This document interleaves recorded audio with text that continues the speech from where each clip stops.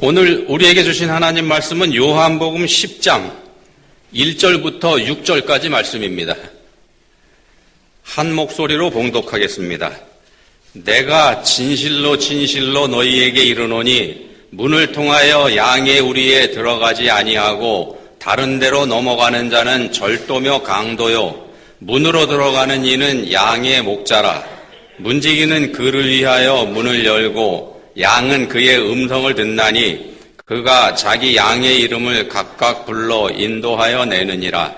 자기 양을 다 내놓은 후에 앞서가면 양들이 그의 음성을 아는 고로 따라오되 타인의 음성은 알지 못하는 고로 타인을 따르지 아니하고 도리어 도망하느니라. 예수께서 이 비유로 그들에게 말씀하셨으나 그들은 그가 하신 말씀이 무엇인지 알지 못하니라. 아멘.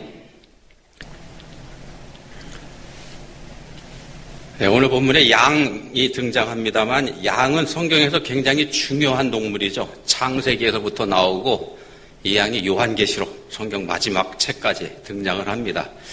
이스라엘 사람들이 원래 양을 치는 유목민족이었기 때문에 양이 계속해서 등장하기도 하겠습니다만 하나님께서 그런 이스라엘 사람들을 선택하시고서 그 사람들한테 성경을 기록하게 하신 거 이거 생각해보면 하나님이 하시는 거 그냥 하시는 일 없죠. 그거 생각해보면 성경에 양이 등장하는 거 이건 하나님의 뜻이다.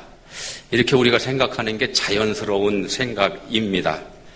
성경을 읽고 성경을 믿으면서 성경 말씀에 의지해서 신앙생활하고 있는 우리한테 양, 굉장히 익숙한 동물이 돼 있습니다. 우리한테 양은 굉장히 익숙한 동물입니다. 그렇지만 우리 한국 그리스도인들에게 사실 이 양이라고 하는 짐승은요 굉장히 낯설은 동물이기도 합니다. 우리가 그냥 잘 안다 이렇게 착각을 하고 있을 뿐인 겁니다. 왜 우리가 잘 모른다고 말씀드리냐면은 우리가 실제로 우리 삶에서 실물 양을 보는 경우는 없습니다. 거의. 여러분들 몇 번이나 보셨나 모르겠습니다. 한번 만져보신 적이나 있으신지. 그게 우리가 가지고 있는 양에 대한 지식입니다. 그래서 성경에 자주 나오는 양이긴 하지만 우리가 특히 설교나 성경 공부를 통해 가지고 양에 대한 공부를 자주 합니다. 그래서 제가 좀 설명을 드릴 건데 여러분들 대부분이 다 아시는 내용일 겁니다. 그래서 한번 좀 복습하는 차원에서 한번 들어보시기 바랍니다. 양이 어떤 동물이냐? 이게 무능하기 짝이 없는 그런 동물입니다. 양은 진짜 무능합니다. 스스로 자기 자신을 방어할 능력이 전혀 없기 때문에 드리는 말씀입니다. 예를 들어서 짐승이, 사나운 짐승이 맹수가 공격해온다. 자기를 방어하지 못합니다. 쫓아오는데 들이받을 뿔도 없죠. 물어뜯을 강한 이빨도 없지요. 그렇다고 한 대 후려칠 수 있는 날카로운 발톱도 없습니다. 그러면 도망이라고도 가야 되는데 도망칠 수 있는 빠른 발도 없습니다. 눈은 지독하게 나빠가지고 지독한 근시여서 멀리 보지도 못합니다. 보는 게 굉장히 짧다 그럽니다.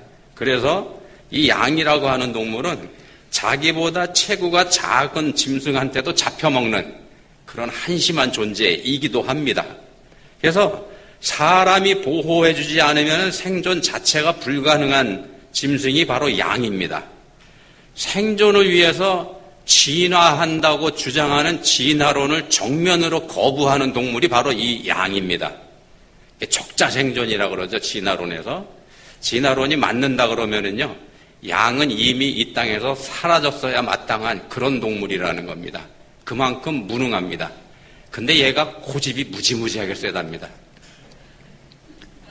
고집도 세고 보수적인 그런 습성을 가지고 있습니다. 어느 정도냐 하면은요.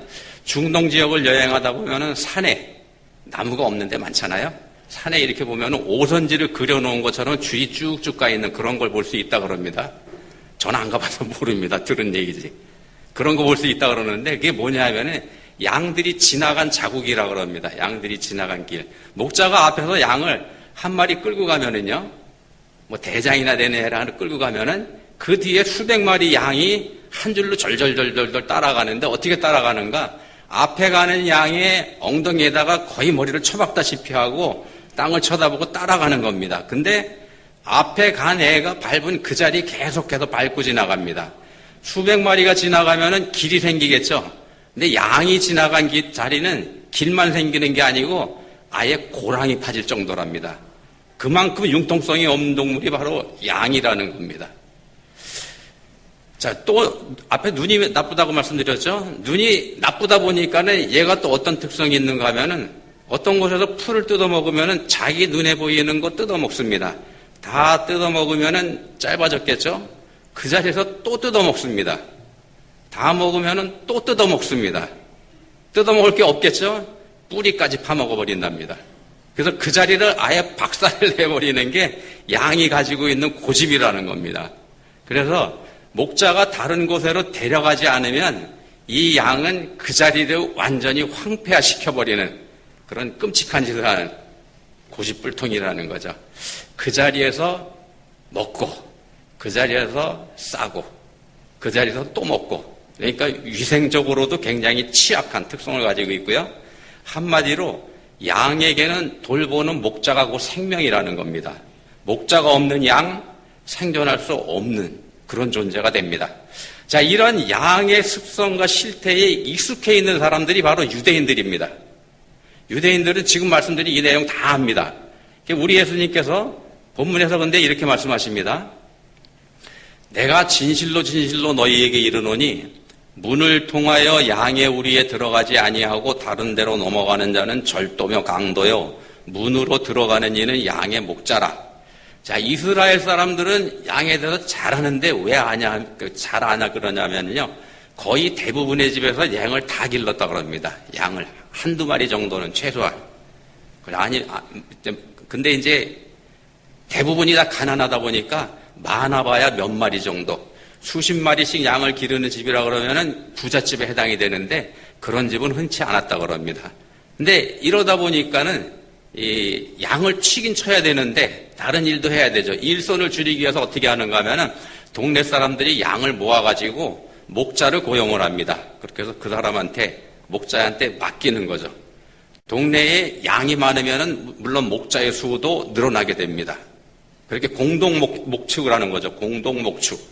동네에서 이 목자들이 풀을 먹이다가 풀이 없는 계절이 나오죠. 비가 오지 않는 때. 그때 되면은 멀리 떨어진 곳으로 양을 데리고 가서 먹일 수밖에 없는데 그럴 때는 어떤 현상이 생기냐면은 집에 돌아올 수가 없습니다. 그래서 그 벌판에다가 우리를 쳐놓고 그 우리 안에 거기서 보내게 돼 있습니다. 벌판 한가운데에 우리를 쳐놓고 그 안에 밤중에 이제 양들을 몰아넣고 재우는 거죠. 아침에 목자가 자기 양을 불러내면 양들이 자기 목자의 목소리를 알기 때문에 목자를 따로 나서게 됩니다. 얘들이 훈련이 되어 있기 때문에요. 자기 목자만 따라간다고 그럽니다. 딴 사람이 부르면 절대로 안 따라가고 본문에도 나오죠. 딴 사람이 부르면 도망간다고. 그게 양들이라는 겁니다. 얘들이 고집이 세죠. 자기 목자만 알아봅니다. 그 울타리를 쳐놓는다 말씀드렸는데 벌판 한가운데 울타리에 문은 하나만 만들어 놓습니다. 하나만 있어도 되니까 그 문으로 양들이 들어가는 거고 목자들도 그 문을 이용하고 들판에 세운 울타리이기 때문에 문짝은 달지 않습니다. 문짝을 들고 다닐 수는 없으니까는요. 문짝은 없습니다. 그 어떻게 하는가? 밤에 양들을 울타리 안에 다 집어넣어놓고 문지기 되는 목자가 문 앞에 들어눕습니다. 가로지르는 거죠. 이 목자가 곧 문이 되는 겁니다. 목자가 곧 문입니다. 문지기가 곧 문인 거죠. 문을 통과하려면 그 문지기를 밟고 넘어가야 되기 때문에 문지기가 잠이 들어있어도 깰 수밖에 없습니다. 그래서 안에 있는 양이 밖으로 나올 수도 없고 사람이나 짐승이 바깥에서 안으로 들어갈 수도 없고 그런 구조로 되어 있는 겁니다. 자, 이 문으로 드나들지 않는 사람은 도둑놈일 수밖에 없죠. 도둑놈일 수밖에 없습니다. 같은 편이 아니죠. 목자는 양을 보호하는 사람인 반면에 이 도둑은 양을 해치려는 사람이 분명하고 이런 사정을 잘 알고 있는 사람들이 유대인이라고 말씀드렸습니다. 다 알고 있습니다. 근데 그 유대인들한테 다 알고 있는 이야기를 예수님께서 해주신 겁니다. 본문 말씀이. 근데 본문 6절에서 이렇게 말씀을 합니다. 예수께서 이 비유로 그들에게 말씀하셨으나 그들은 그가 하신 말씀이 무엇인지 알지 못하니라. 다 아는 이야기를 예수님께서 말씀하셨는데 그들은 그가 하신 말씀이 무엇인지 알지 못하니라. 이렇게 말씀을 합니다. 이사야 6장 9절에서 말씀합니다. 여호와께서 이르시되 가서 이 백성에게 이르기를 너희가 듣기는 들어도 깨닫지 못할 것이요 보기는 보아도 알지 못하리라. 보이는 게 전부가 아니라는 겁니다. 보이는 게 전부가 아닙니다. 들리는 게 전부도 아닙니다. 보이는 거 이면에 보이지 않는 게 있고요. 들리는 것 뒤에 들리지 않는 게 있습니다. 그런 게 있습니다. 틀림없이. 본문에서 알아듣지 못한 그들이라고 나오는데, 그들이라고 이렇게 나오는데요. 그들은 그가 하신 말씀이 무엇인지 알지 못하는다. 이 그들이 누구냐 하면 예수님을 따라다니면서 감시하던 바리새인들입니다. 이 사람들은 철저하게 율법적인 눈으로 예수님을 평가하고 있기 때문에 이 사람들한테 율법 전문가들이죠. 이 사람들한테 율법은 보일지언정 예수님의 참 모습인 복음, 예수님이 복음이지 않습니까? 이 복음은 보지 못한다는 겁니다. 이 사람들이 보지 못하는 게 그겁니다. 율법은 하나님께서 우리 인생들에게 주신 아주 귀하고 소중한 법입니다.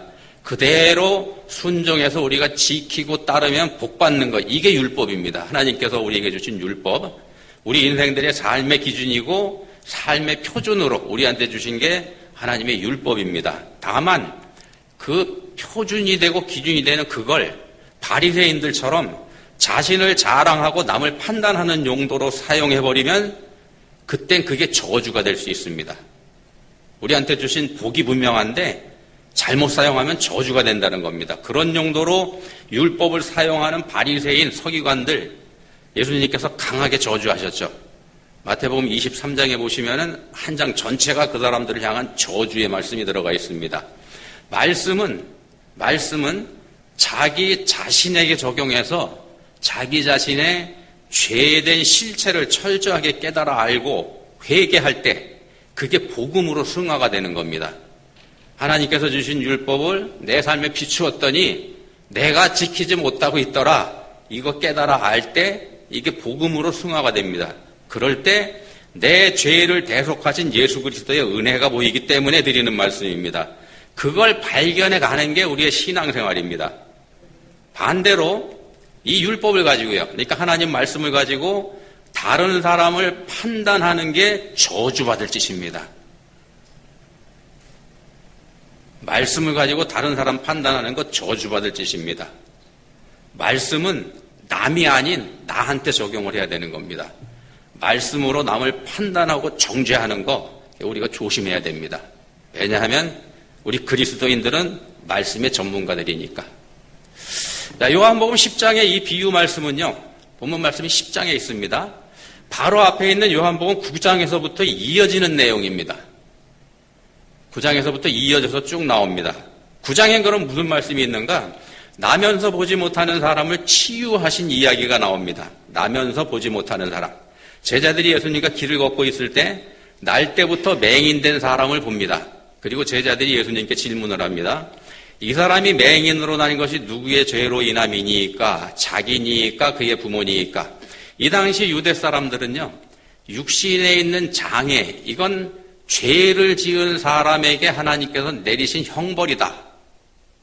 장애가 있다는 건 하나님이 저주하신 거다. 이 사람한테 죄가 있기 때문에 그렇게 생각을 했습니다. 다 그렇게 믿고 있었습니다. 근데 이 사람처럼 장애를 가지고 태어나는 사람은 이게 좀 문제가 됩니다. 해석에. 태어나기 전부터 그런 죄를 지을 리는 없으니까는요. 해석이 안 되죠. 그렇다 그러면 자연스럽게 그럼 그 부모의 죄 때문에 아기가 장애를 가지고 태어났나 보다 이렇게 해야 될 텐데 그렇게 보기에도 무리가 있는 게요. 성경에서는 분명히 부모의 죄 때문에 자식이 벌을 받는 게 아니다라고 말씀을 하거든요. 앞뒤가 안 받지는 않습니다. 그래서 제자들이 예수님께 여쭤보는 겁니다. 자기들이 알고 있는 상식으로 이렇게 이런데 앞뒤가 맞지 않으니까 궁금했던 거 다 아시는 예수님께 여쭈는 겁니다. 예수님께서 이렇게 대답하셨지 않습니까? 이 사람이나 그 부모의 죄로 인한 것이 아니라 그에게서 하나님이 하시는 일을 나타내고자 하심이라. 병들고 아픈 거 이거 반드시 죄와 연결짓지 말아라 그런 말씀입니다. 아프다고 해서 그게 꼭 죄 때문에 그런 거 아니다. 장애가 있는 사람을 죄와 연결하는 거 이건 이기주의, 교만 여기에서 온 겁니다. 이기주의와 교만. 자기는 저 사람만큼 나쁜 사람이 아니라는 생각을 하기 때문에 그런 판단을 한다는 말씀입니다. 자기한테는 큰 죄가 없기 때문에 하나님이 벌을 주지 않으셨지만 나는 괜찮은 사람이니까 하나님이 벌을 안 주셨다. 이런 오만한 생각이 그런 해석을 하게 만든다는 겁니다. 자, 이 맹인에게 하나님께서 어둠을 주신 거, 이거 하나님 뜻입니다. 하나님이 주신 겁니다. 맹인이 맹인으로 태어난 거 하나님 뜻입니다. 하나님 영광을 위해서 그렇게 하셨다. 요한복음 9장에서 그렇게 말씀합니다.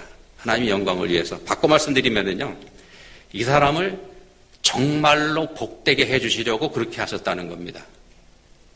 우리가 이해하기 어려운 말씀입니다. 이 사람에게 복을 주기 위해서 하나님께서 그렇게 하신 거다. 자, 우리 삶에 하나님께서 어둠을 주시는 거, 우리 삶에 어둠이 찾아오는 것, 이게 하나님의 뜻이라는 겁니다. 때가 되면 우리를 빛으로 불러내시려고.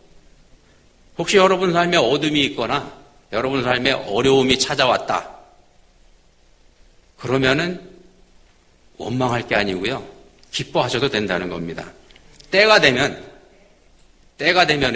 그때가 우리가 기대하는 것보다 더 늦어지고 오래 걸릴 수도 있긴 하겠습니다만 때가 되면 하나님께서 빛으로 이끌어 주실 거기 때문에. 자, 나면서 소경된 이 사람이 빛을 만났을 때 입장이 곤란해진 사람들이 있습니다. 이 사람이 눈을 떴을 때 종교 지도자들하고 바리새인들이죠. 이 사람들의 논리대로 하면은요, 죄를 지어서 저주받아서 맹인이 됐었던 이 사람이 눈을 떴다는 얘기는요, 그 죄가 사라졌고 죄가 용서받았다는 얘기가 됩니다. 논리적으로 그러지 않습니까? 근데 죄를 용서하실 수 있는 분은 오직 하나님 한 분뿐입니다. 누구도 다른 사람의 죄를 용서할 수 없습니다. 내가 내 자신의 죄를 용서할 수도 없습니다. 죄 용서는 전적으로 하나님의 몫입니다. 누구도 대신할 수 없습니다. 그걸 이 사람들이 압니다. 그렇다 그러면은 죄 때문에 맹인이 된 이 사람이 눈을 떴다 그러면 죄가 사라지고 용서받았다는 얘기가 되는데, 그러면 이 일을 누가 했습니까? 예수님께서 하셨잖아요. 예수님 눈뜨게 하셨죠. 이렇게 되면 예수님을 인정해야 되는 겁니다. 종교 지도자들, 바리새인들, 이 사람들이. 근데 이 사람들 생각에는요, 안식일에 맹인이 눈을 뜨게 하는 사람, 그러니까 안식일에 하나님의 말씀을 어기고 일을 하게 하는 이 예수님은 하나님께서 보내신 사람일 수가 없다는 겁니다. 자기 모순에 빠져버리는 거죠. 앞뒤가 스스로 안 맞습니다. 보이는 것 뒤에 보이지 않는 게 있다는 생각을 이 사람들이 못하는 겁니다. 보이는 것 뒤에 보이지 않는 게 있습니다.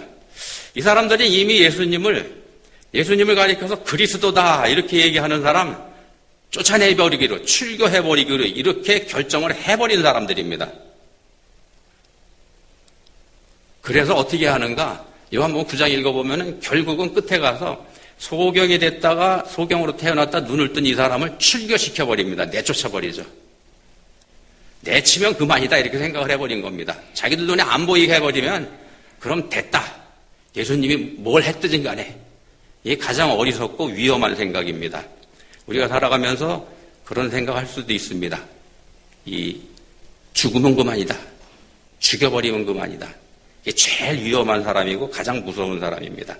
자, 이 사건이 본문의 배경이 되는 사건입니다. 그리고 이 이야기의 끝부분에서 예수님께서 이런 말씀을 하셨더랬습니다.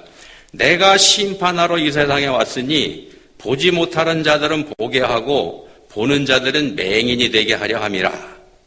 자, 이 말씀이 앞에서 말씀드린 이사야서의 말씀하고 같은 말씀입니다. 너희가 듣기는 들어도 깨닫지 못할 것이요 보기는 보아도 알지 못하리라. 자, 본문 6절의 말씀 그대로 그들은 그가 하신 말씀이 무엇인지 알지 못하게 된 겁니다. 보기는 봐도 보지 못하고 듣기는 들어도 깨닫지 못하는 그런 상태가 돼버렸죠. 본문 3절부터 한번 보겠습니다. 3절부터입니다. 양은 그의 음성을 듣나니 그가 자기 양의 이름을 각각 불러 인도하여 내느니라. 자기 양을 다 내놓은 후에 앞서가면 양들이 그의 음성을 아는 거로 따라오되 타인의 음성은 알지 못하는 거로 타인을 따르지 아니하고 도리어 도망하느니라. 자, 그의 음성을 아는 거로 이렇게 말씀합니다. 그의 음성을 알기 때문에 양이 목자의 음성을 알고 있습니다. 왜냐? 자기 목자이기 때문에. 자기 자신을, 양 입장에서 자기 자신을 푸른 풀밭 맑은 시내로 인도해주는 목자, 자기를 사랑해주는 목자, 자기의 생명을 풍성하게 해주는 자기 목자이기 때문에 그 목자의 목소리를 압니다.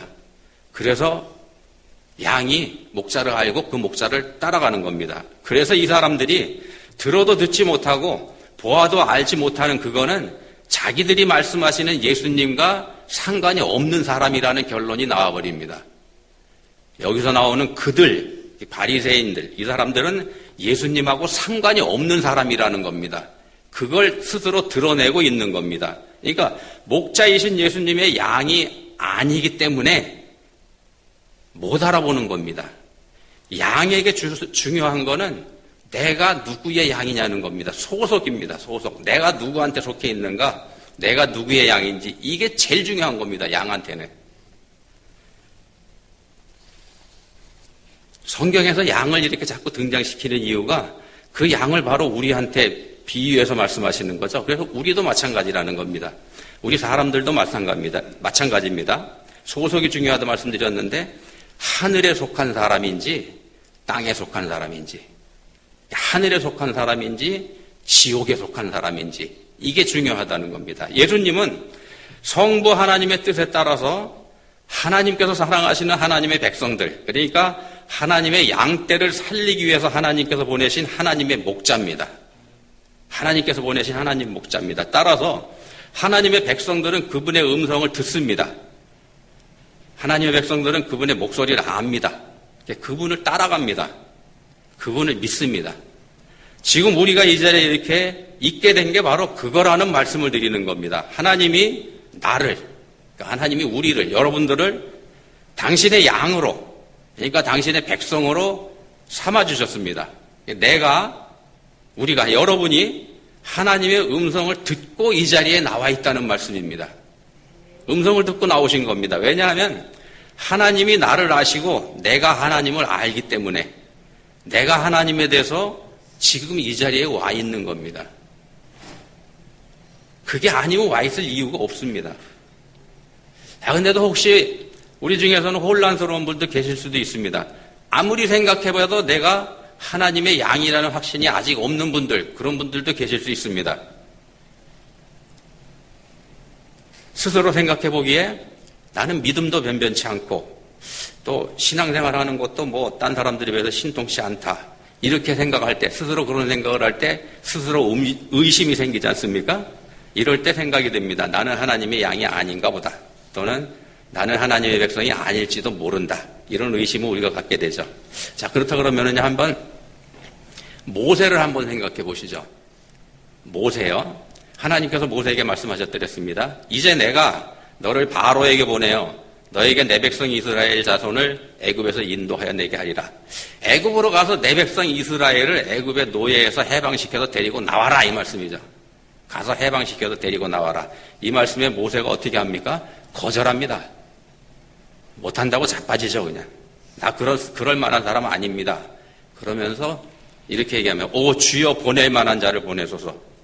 하나님 어떻게 하셨습니까? 하나님 포기하지 않으십니다.